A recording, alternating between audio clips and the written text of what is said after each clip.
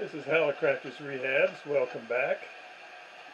Funny thing happens at 4 a.m. in the morning and you start thinking about things. Last night I realized I had not finished doing all these voltages, and so this morning I started going through and again looking. Actually, I focused on the wrong thing. I was thinking the 686 was a problem, but it's okay. And so, but it led me to think, well, let's verify one more time the component installation in the audio section. And that's a good thing, because here we are. This little resistor right here is a 470,000 ohm resistor, and I had installed, well, I never make this kind of mistake, right? A 470 ohm resistor. So about 98% of all the volume energy was going directly from the signal to the ground. So now, here we are. Want some sound? I can't turn it up all the way, alright? It hurts my ears. So that's working. And the other thing is, that permitted me to do the reasonableness test on the IF alignment. The reasonableness test is, after everything's done with all the magical instruments and everything is so precise, then I do on each, except for the frequency, on each one, a quarter turn in each direction. And on this particular T3, a quarter turn, oh, it's better. Another quarter turn, oh, it's better. Oh, another quarter turn, oh, it's better. Basically, T3 was somewhere else off the scale. And so, right now, the sensitivity of this is matching pretty close my other SX-99s. So it's going to need, again, another, I'm going to redo the IF alignment, and then it'll be ready for the RF alignment. We don't need to do that online. One more thing before I forget about mentioning this. And that is, I did order a 5Y3 new inbox tongue saw. No, it's not. Rectifier tube. This is the one I had in there. It's a Russian tube, and it's actually a filament which heats a cathode, which is unusual for 5Y3. The result is that the voltages, particularly on the B+, are about 10% higher. Shouldn't be a problem, but there is a little bit of a misbalance when putting this in there. When I put the tongue saw in there, all the numbers came in very, very close to what was expected. So it's, if I don't have anything else, I'll use this, but it's not good for long term. So I'll be back.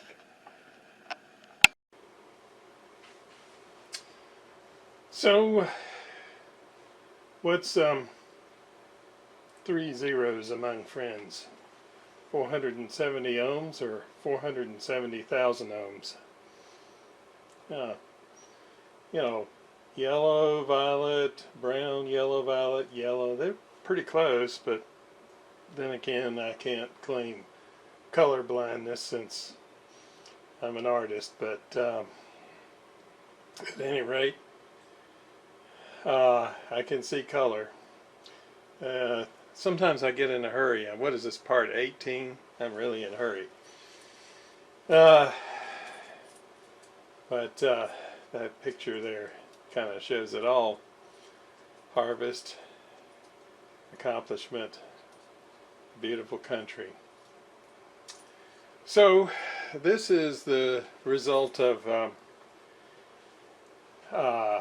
IF alignment 4.0. So this has been spending about an hour, hour and a half with the alignment, each one of Rev 1, Rev 2, Rev 3. And then to the end, I do the reasonableness test, and is the radio stone deaf? What am I doing wrong? Well, I'm doing things the same way and expecting different results. You know what you call that? Stubborn. So, why not get the instructions out? After all, I'm an engineer. I don't have to step one throw away instructions. And there's some key things in here. Careful reading will tell you. So I started again, and this time I aligned the frequency of the IF transformers. Frequency only, shape not concerned, just best response. First you put a 0.02 cap on the middle gang of the stator. And that's hard to do. I had to actually loop a little capacitor around there with insulation and anchor it down with a claw and all this kind of stuff, but I've got it in there. And you just go to 455 kilohertz, and with the BFO on, you're just putting a tone. And then you're moving this is on sweep now, but we go back to, this is the actual, what turned out to be the actual frequency by, and let me bring that down so you can see it. That turned out to be the actual frequency of the crystal in circuit. And by just moving it slightly up and down, it's up and down.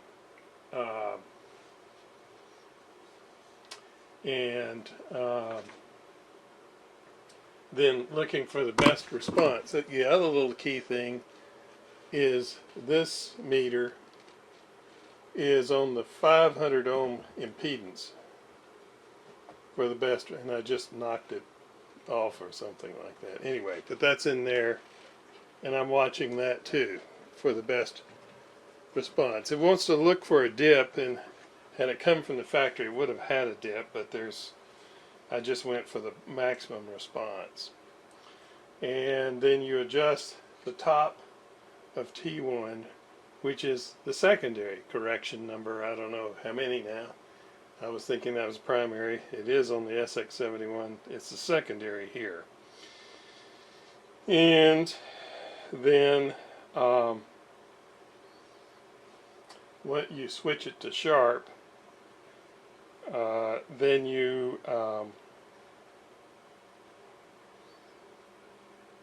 adjust the frequency from this for the maximum output, and then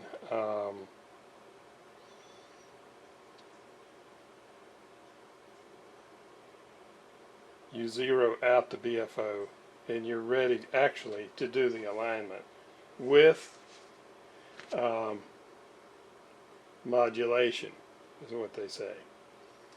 Now, and then that will line up the IF transformers, but the shape won't be exactly right. You won't get I mean, you can't see it when you're doing just for the maximum rate. So I go to sweep. Now with sweep, you can see here is the normal or position that will flatten out actually as the averages come out. And you get a 3.5 kilohertz, beautiful 3.5 kilohertz, 3 dB down bandwidth. Then on, and to get this was what the hour was. Slight adjustments on each one of these IF transformers until you get a basically a Q curve with a flattened part in the normal position. Then in the broad, here's the broad position, and here you're turning the phasing around, You see that notch working in there, and the notch goes back down. Now we're going to go back to the peak.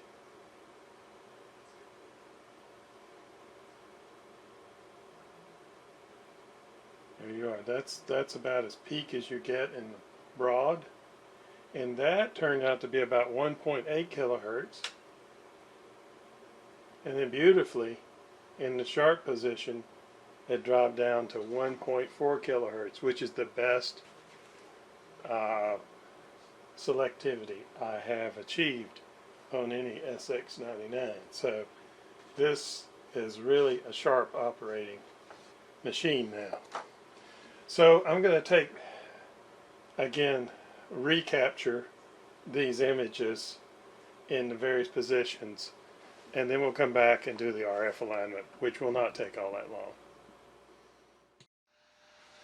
Okay, so we're going to begin our alignment. Now this thing has us doing it at 28, so that's really what I should be doing. So let's go to band 4. And frequency is 25 megahertz, is all I got. So we'll go to 25. I'll turn it down.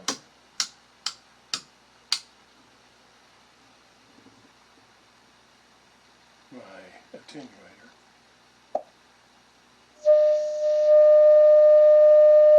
Okay.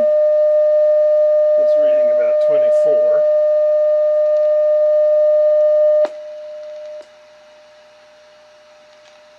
Bring it down as low as possible. That's probably yeah, that's definitely an image.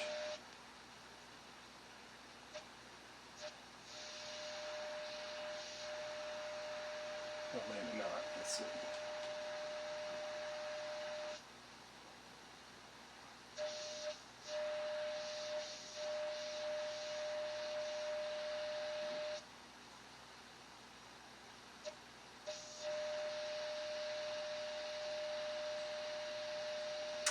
Now what I don't use is an RTMA. And the reason for that is, and I have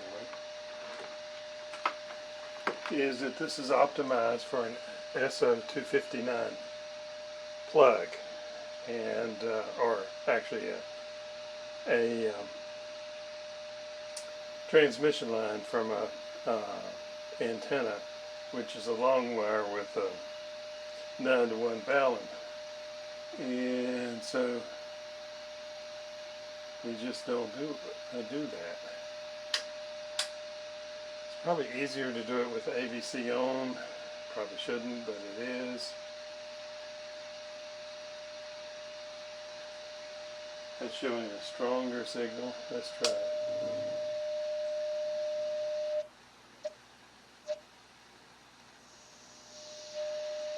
We need to turn this to 30. Forgot that.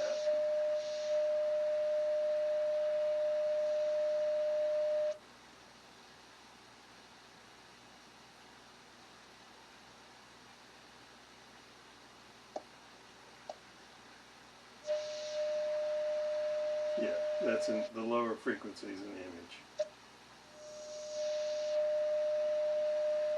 Okay. So we'll bring it down to the bare minimum.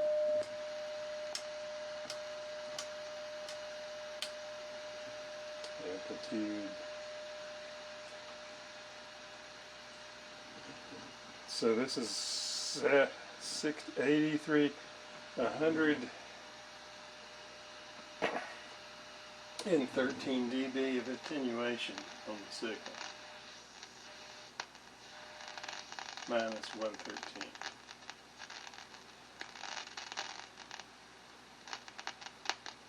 That's probably, we may be having some silver mica disease. Let's find it again.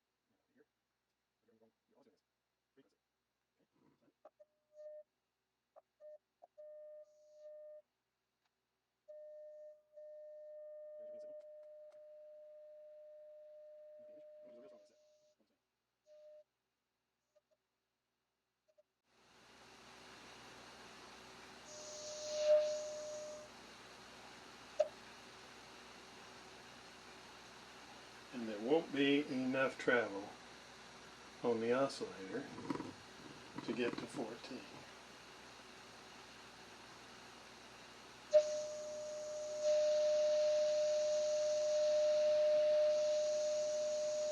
So what does that mean? We need more capacitance. Or I could use less capacitance on the upper end to see how that works.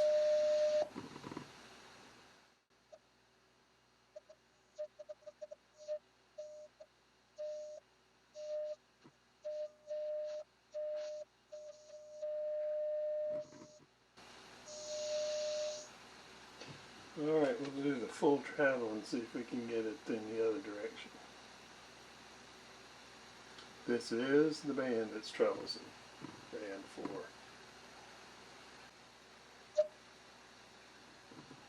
That's the image going through there.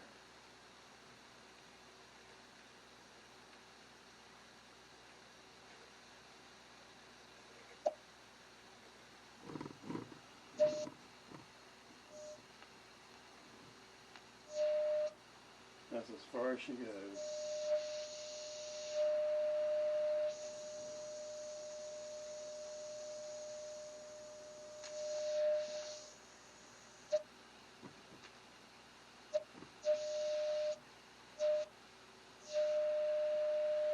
So, let's see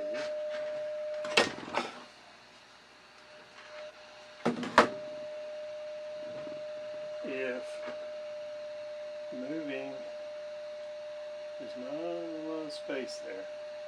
In fact, I think somebody's already done this.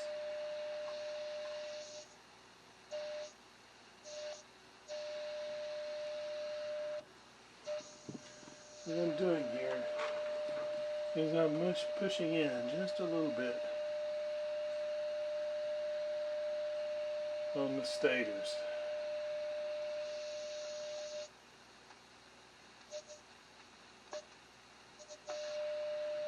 It's not having any effect. Here we go, I'm on the wrong side of it, for one thing.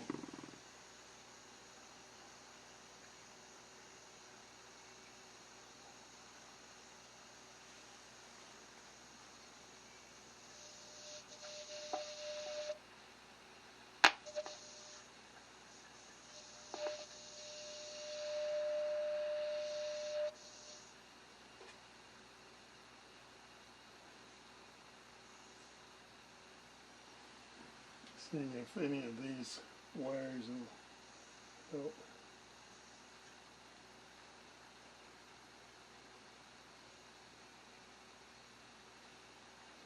Let's see. It's going to make a noise.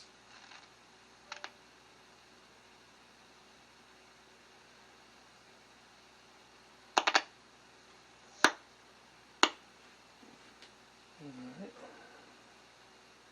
I'll take it.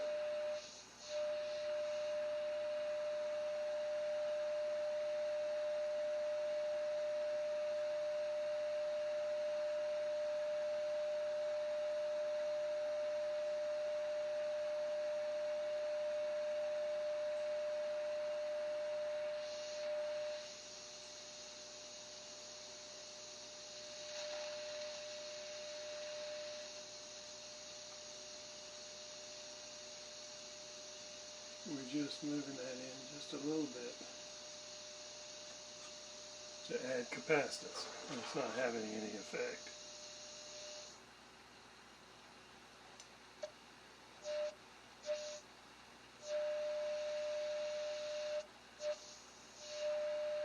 Alright, let's go down to 0. Yeah, we could go back a little bit. This is called cheating. Take this and rotate it just a hair. If I can get my hex wrench in there. So what we're doing is we're just going to move the dial a little bit. This will affect all bands, but the others have more flexibility. We'll check band 3 to see if this is too radical. Alright, so there is. Moved it up to there.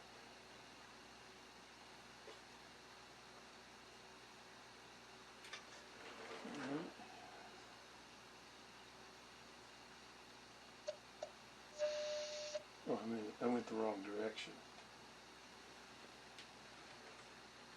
Let's see, I want to go this way.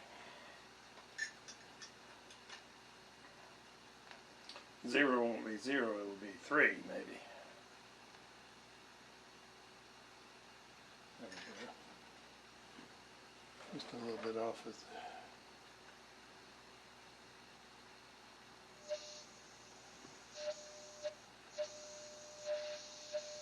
was a good guess. Then let's see what 5 is.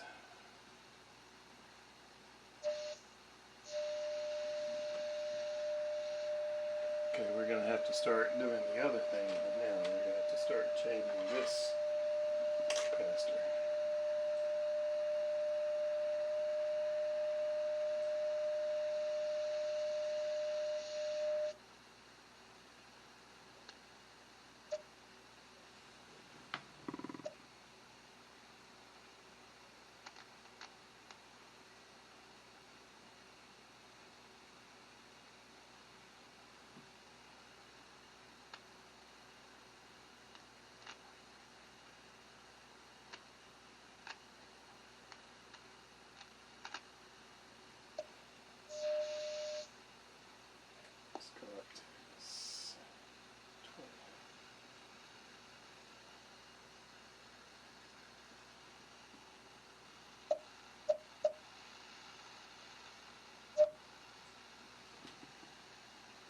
So 20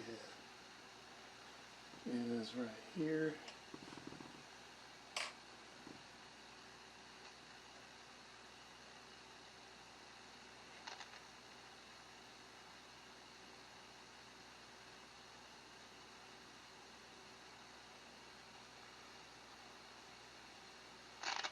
Nowhere to get there.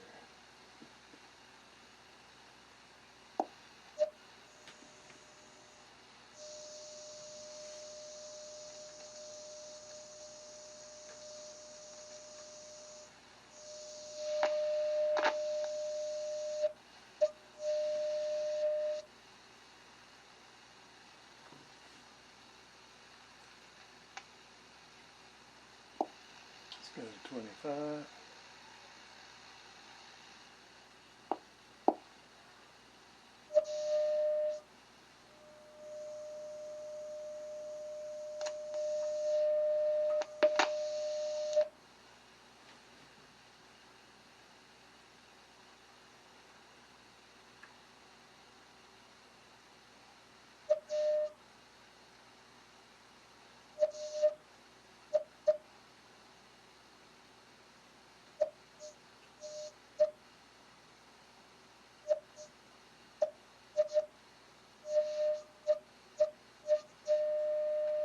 That's a 25. Now we're going to put this on 15 megahertz and look at the harmonic.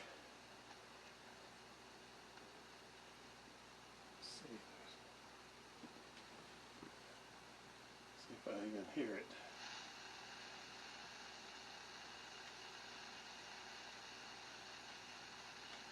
Don't even hear it. About 14.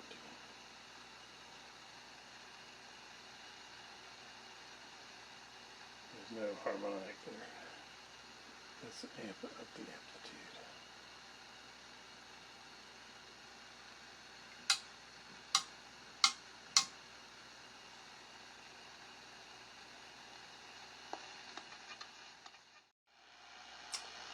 Okay, after a lot of back and forth on all 4 bands, the 4 bands are dead on.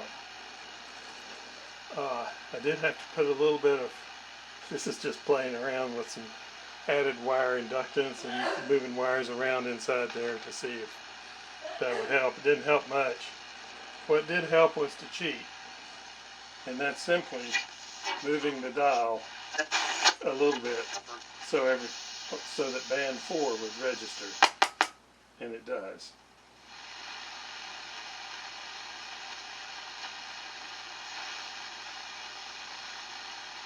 Let's give it a little bit of antenna.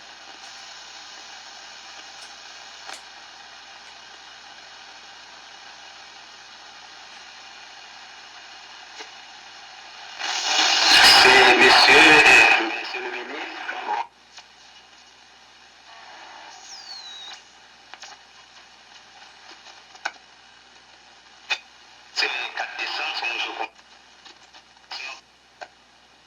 Now, there are big images on band 4, but this is the right.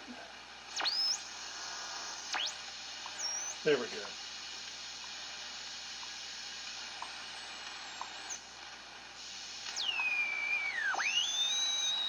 And that's the problem with having a single conversion receiver. You're just going to have them on band 4. However, I did get it to register right on.